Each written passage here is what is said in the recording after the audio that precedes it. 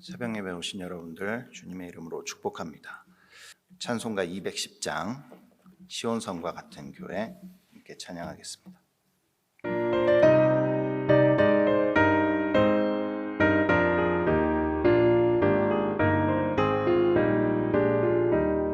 시온성과 같은 교회 그의 영광만 없다. 허락하신 말씀대로 주가 친히 세웠다.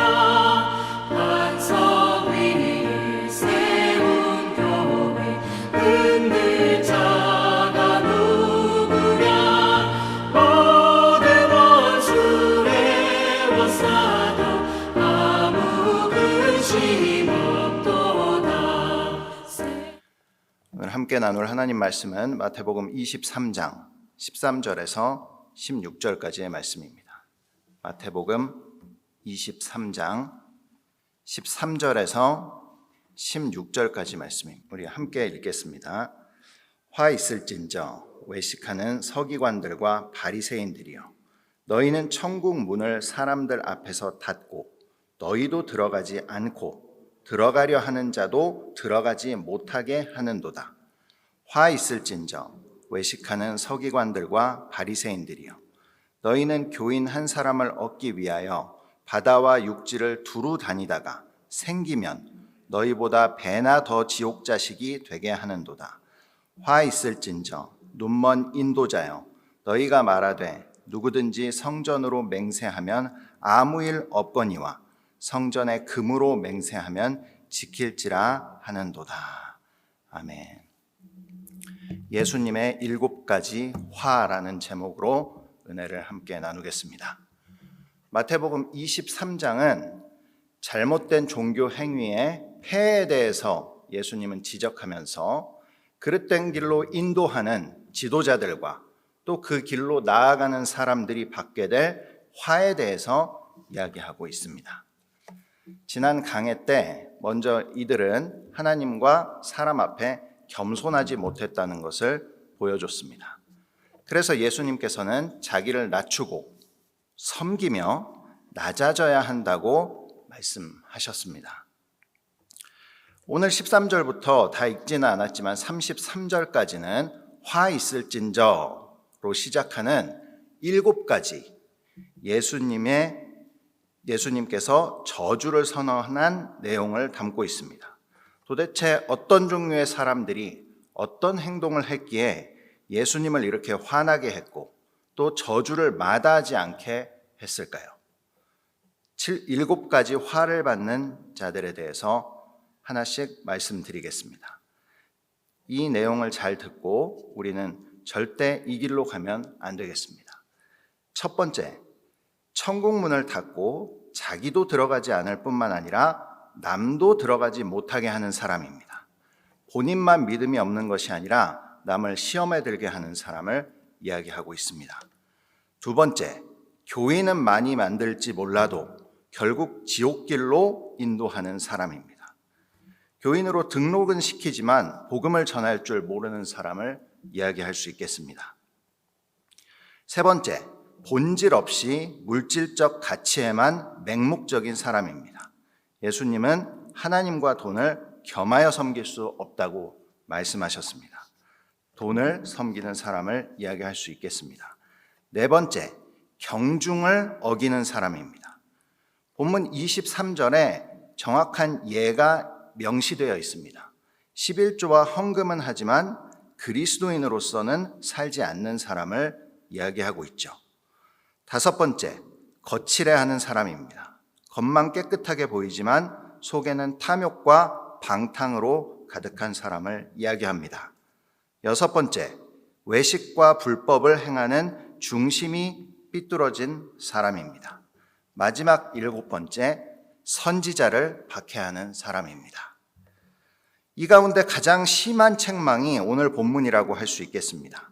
서기관들과 바리새인들은 자신들이 사람들을 천국으로 인도하는 인도자 역할을 한다고 생각했을지 모르나 실상 예수님을 인정하지 않고 예수님의 가르침을 반대하는 일을 통하여 사람들이 하나님 나라에 이르는 길을 막았습니다. 외식이 무서운 이유는 불성실과 거칠애로 끝나지 않는다는 데 있습니다. 외식은 결국 참과 거짓을 구별하지 못하게 됩니다. 따라서 알지 못하면 알지 못한다고 인정하면 부끄럽기는 하겠지만 거기서 끝납니다. 하지만 알지 못하면서 아는 체를 하게 되면 나중에는 거짓을 참이라고 우기게 되는 것이죠. 이것이 매우 위험한 것입니다. 15절에서는 잘못된 방향을 고치지 않고 뛰어든 유대교의 선교의 열정은 결국 지옥이 확대되는 것이다 라고 경고하고 있습니다. 무서운 말씀입니다. 이들이 만들어낸 교인들은 결국 그들의 가르침에 국한되어 또 똑같이 예수님을 알아보지 못하고 예수님의 가르침에 반대하게 될 것이기 때문입니다. 바리새인의 가르침을 받으면 겸손한 하나님 나라의 자녀가 되는 것이 아니라 교만한 지옥 자식이 되는 것이었죠. 16절부터 22절 세 번째, 네 번째 화가 나옵니다. 여기에는 자기들의 이론으로 하나님의 약속을 파괴하는 그들의 교만함이 나와 있습니다. 바리새인들은 성전이나 제단보다도 성전의 제산이나 재물에 더 관심을 두었습니다. 바리새인들은 겉보기에는 하나님을 섬기는 것 같았으나 사실 물질을 숭배하고 있다는 것을 알 수 있습니다.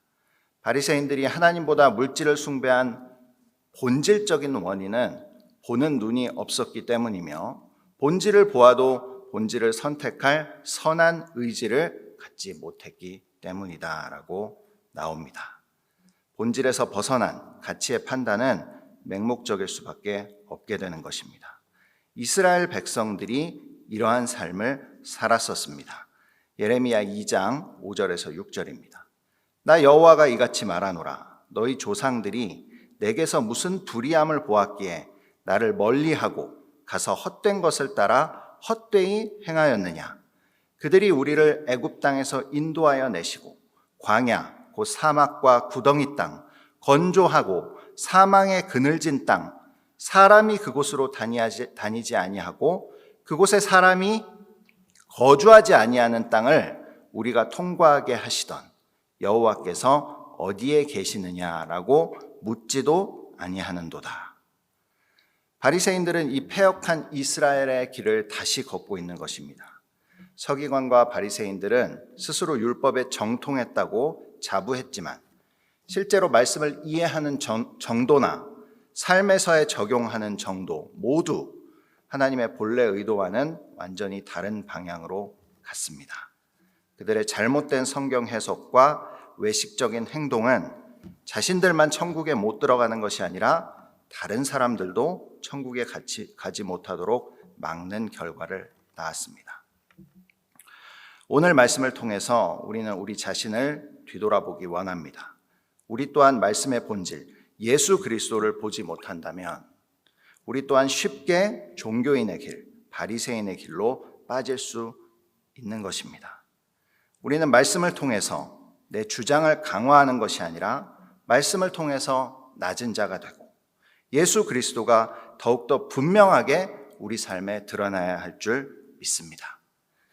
오늘 말씀 생각하며 하루 동안 묵상하고 떠올리며 우리 구주 예수 그리스도의 향기가, 우리 구주 예수 그리스도의 모습이 우리 삶을 통해서 더욱 나타나는 그런 귀한 복된 하루가 되시기를 주님의 이름으로 축원합니다. 기도하겠습니다. 하나님 아버지 감사합니다. 오늘 두렵고 떨리는 말씀으로 또 귀한 말씀으로 우리의 삶을 인도해 주셔서 감사합니다. 우리의 삶이 자칫 바리새인들과 서기관과 같지 않은지 우리 자신을 돌아보며 우리의 잘못된 부분이 있다면 돌이키기 원합니다. 또 회개하기 원합니다. 다시 동일한 죄를, 동일한 문제를 다시 일으키지 않고 우리의 삶이 온전한 회개로 또 삶을 돌이키는 귀한 은혜의 삶이 될 수 있도록 인도하여 주시옵소서. 오늘 하루 동안 우리가 이 말씀 마음 가운데 품으며 또 겸손하게 낮은 자리에서 살아갈 수 있도록 주님 인도하여 주시고, 성령 하나님께서 우리의 입술과 마음을 주장하사 오늘 하루의 삶이 주님 기뻐하는 삶으로 나아갈 수 있도록 동행하여 주시옵소서. 감사드립니다. 우리 구주 예수 그리스도의 이름으로 기도합니다. 아멘. 주기도문으로